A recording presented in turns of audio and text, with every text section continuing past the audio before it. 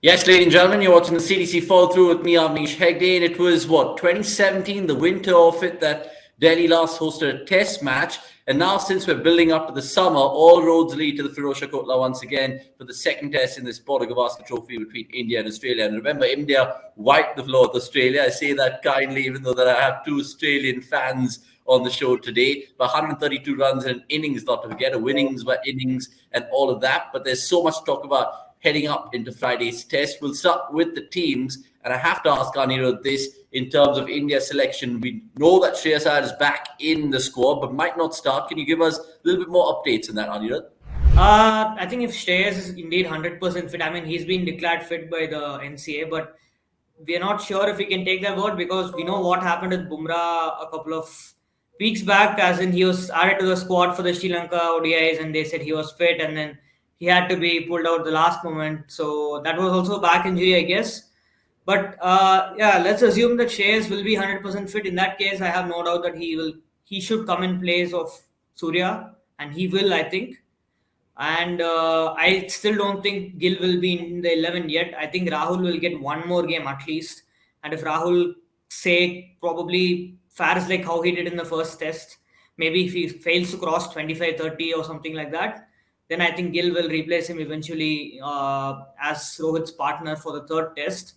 But for now, I only see one change in India's starting 11, which is Shreyas Iyer taking Surya's place. And that will, by the way, strengthen the batting lineup a lot, as if Australia needed that. So, but yeah, that's the only change I see happening.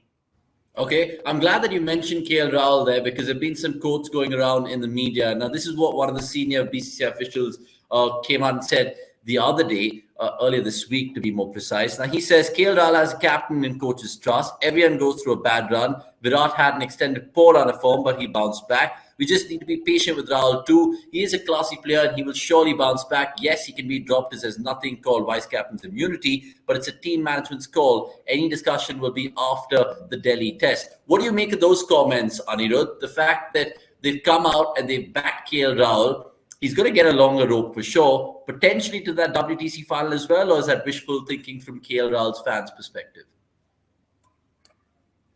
Yeah, let's wait and watch. I mean, I think the Delhi test is crucial, but again, if India are 2-0 up, I won't be surprised if they again go with Rahul and stick to the winning combination because again, he did well in England, did well in the first test against South Africa, and his slump in form kind of started after that, the second, third test, and the Bangladesh series. He didn't play the England one-off test in England.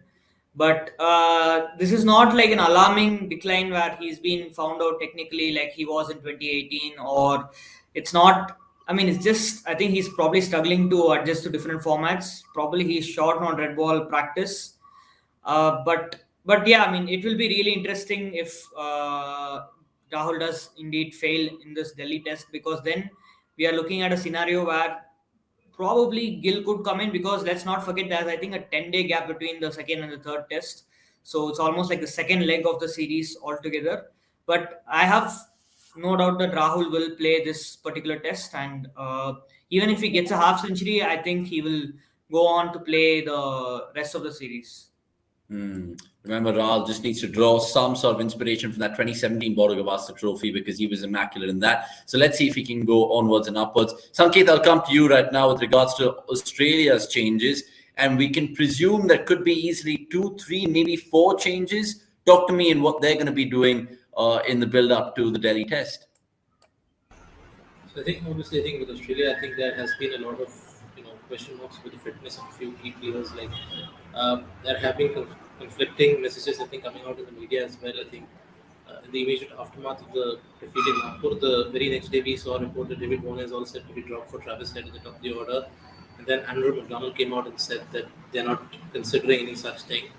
And it was being reported that Cameron Green would probably be rushed in to play as the second seamer, and they'll go in with 3 spinners with Matthew Kuhlman replacing Scott Boland.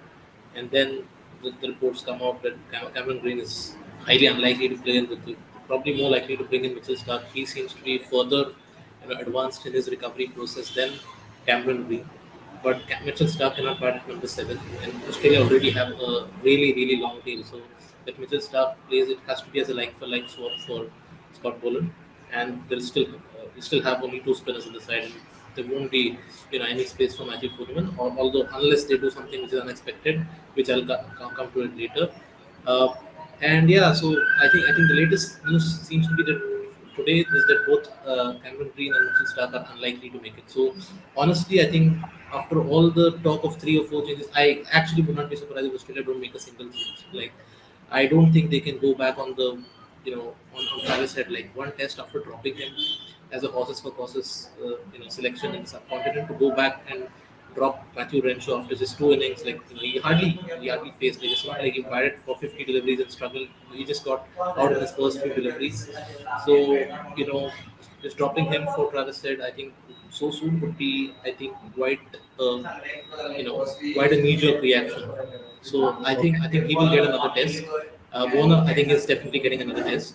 So then it comes down to the bowling. So unless Mitchell Starc is fit and replaces Scott Boland, I do not see any changes happening. As for what I would do, I think I personally think we need a left-arm spinner in the side, and there is one off spinner in the side who I think needs to go, and it's not the man who made his debut in the last test. But I don't think that's going to happen. Like, on this tour. Okay, interesting points there. Anita, you of course interviewed Matthew Kuhlman, let alone Todd Murphy, which is an exclusive you guys should check out on the cricket.com website. Now, I picked up a little bit of numbers from that piece, Anirudh, and it comes down between Agar and Kuhlman. Talk to me who Australia are likely going to be picking, or do you agree with Sanket where they might not actually shoehorn in any change for this test at least? Yeah, so practically speaking, I think the only way Kuhlman plays is if Cameron Green is fit and Australia go in with Cameron Green as a second seamer, and that leaves an option to drop Boland and bring in Kuhlman. Because otherwise, there is no scenario in which Australia will go with Cummins as the only seamer and pick 3 spinners. That is not happening. That is a big risk. I don't think that will happen. There is another scenario in which he plays, and I think if I'm right, this is what Sanket is referring to, which is Nathan Lyon is getting dropped. Todd Murphy is playing as the only off spinner, and Matthew Kuhlman is the guy that turns the ball away from the right hander. And if you look at what Lyon has done in recent times, I think that should be Australia's best chance, because you need one guy who turns the ball into the right hander, one guy who turns the ball away. And I just feel that Murphy probably in the 45 overs or whatever he bowled showed more than Lyon has in a very long time in the subcontinent. I mean, the ball that got Jadeja that went straight on, I don't think Lyon has that ball even. He doesn't test the inside edge of the left-hander. So that's a big problem. So yeah, I don't think, and I think Matthew Kuhlman is probably ahead of Agar in the pecking order right now by judging by McDonald's words, because Andrew McDonald said that he could actually play the next test. So again, it all depends on plenty of fitness calls and everything. So if Cameron Green is fit to bat and bowl, he replaces I think Matt Renshaw, and he plays as a second seamer, and Scott Boland goes out and Matthew Kuhlman comes in.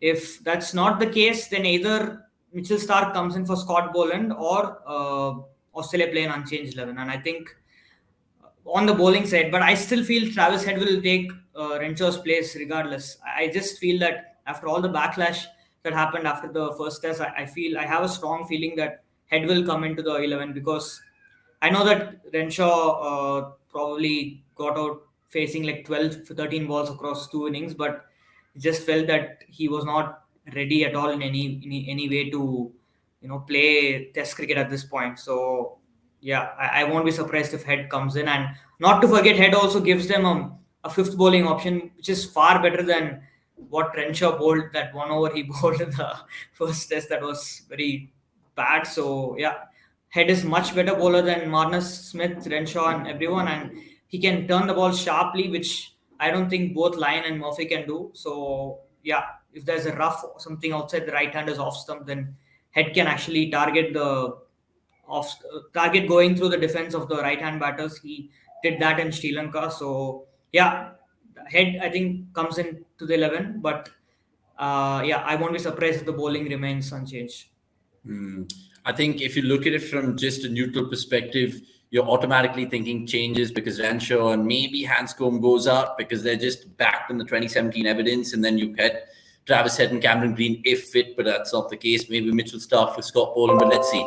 Friday morning we'll know the answers. Now, before we talk tactics, and I'll get to Sanket right now, I just want to show you guys a couple of numbers to really choose from regards to the Arun Jaitley Stadium in Delhi. Now, the last 5 matches since 2008 at least, you look at the spin versus pace sort of numbers here, guys. It's evident that spin is, of course, more fruitful in terms of 99 wickets in those 20 innings compared to just the 53 by pace. And it's almost like an Indian trend that we normally see. But anything else which catches your numbers here, Anirudh, in particular, before I ask Sanket about tactics?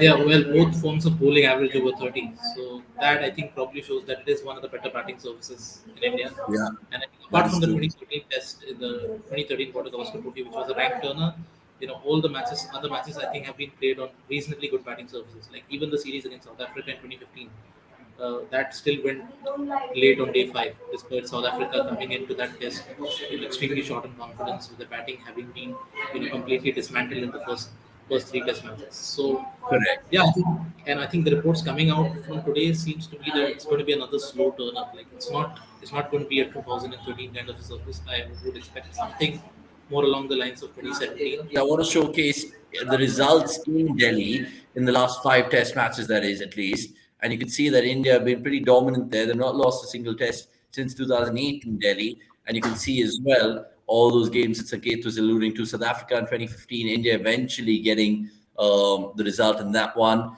And I say that because it was honestly a spin fest. Sri Lanka game, of course, comes to mind more vividly with that whole pollution fest that was happening at that point in time. And not forget Australia, who's played here in this venue in 2008 and 2013. And nothing to really show for them.